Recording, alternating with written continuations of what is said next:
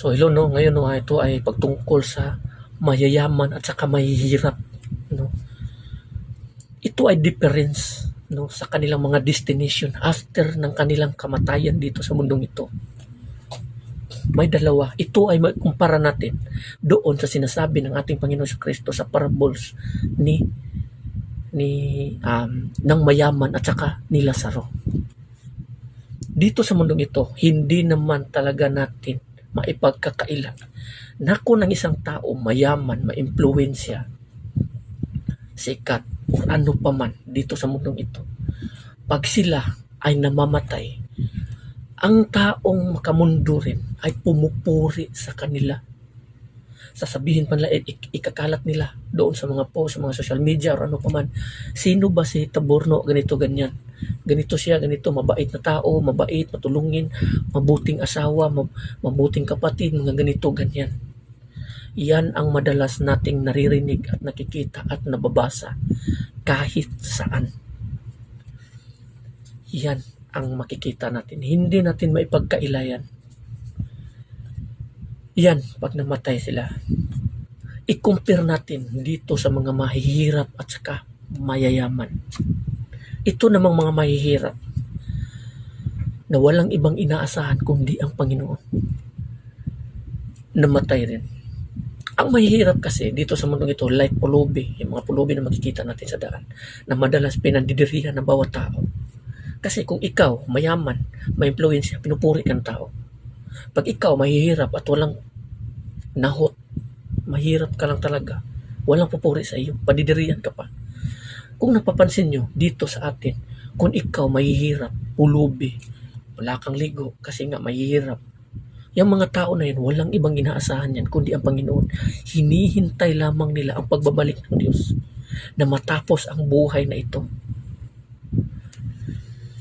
Pag yan sila namamatay, yung mga tao na yan na walang inaasahan, doon yan patungo sa ating Panginoon.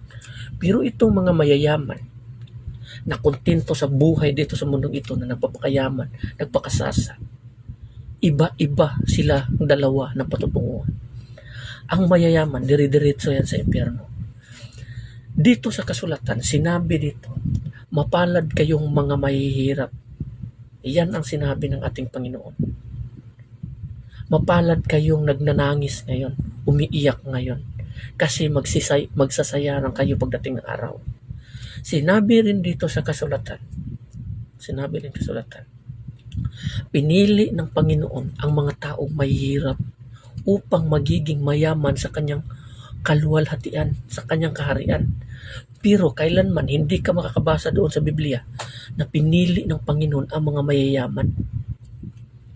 Dito sa mga mayayaman, ang mga warning ng Panginoon sa mga mayayaman, itong sinabi ng ating Panginoon.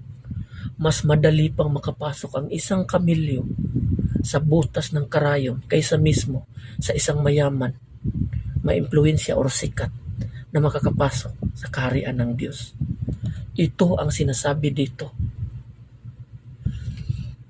Just like parables, no, sa nangyayari kay Lazaro at saka mayayaman, yan ang mangyayari dito, not like just a parable. No, hindi lang yan isang parables, kundi totoong pangyayari yan dito sa bawat tao sa mundong ito. Dito, mayaman ka, namamatay ka, pinupuri ka ng bawat tao. Pinupuri ka.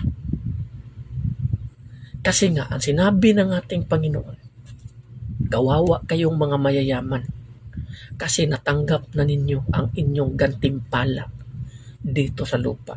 So, ibig sabihin pala, kung ikaw mayaman ka, ma-influensya, sikat, posisyon, ibig sabihin nun, natanggap mo na ang iyong gantimpala dito sa lupa. So, ang ibig sabihin ba nito, wala na silang gantimpala doon sa langit?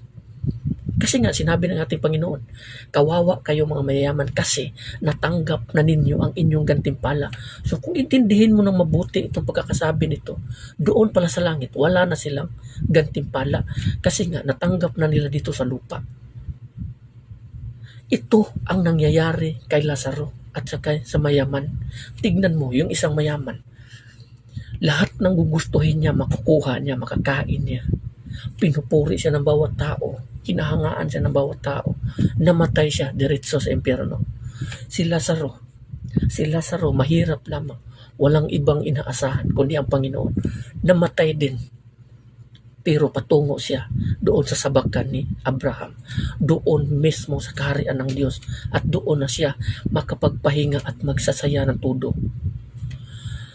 Itong dalawang ito, ang mayaman at saka mahirap, parehong namatay pero iba-iba ang destination nila. Ito ang pangyayari dito sa mundong ito. Ang sinabi dito sa kasulatan ng ating Panginoon, do not love the world. Huwag niyong ibigin ang mundong ito. Kahit sinong tao na iibig sa mundong ito, nagiging kaaway ng Panginoon. Kasi ang mundong ito, puno sa lahat ng uri ng kasamaan, lust, kasakiman, greedy, lahat ng uri. Kaya nga sinasabi, the love of God is not in them, sa mga taong umiibig sa mundong ito. Dito sa kasulatan, no one can serve two master. Iyan ang sinasabi ng ating Panginoon dito. Kung intindihin natin ang nakasulat sa Biblia, maintindihan natin kung malalim ang pag-unawa natin sa pagkaintindi nito. So hanggang dito na maraming salamat and God bless everyone. So ito lang, sana may matutunan kayo. Ito ay patungkol sa mga the difference between the rich man and the poor man. Amen.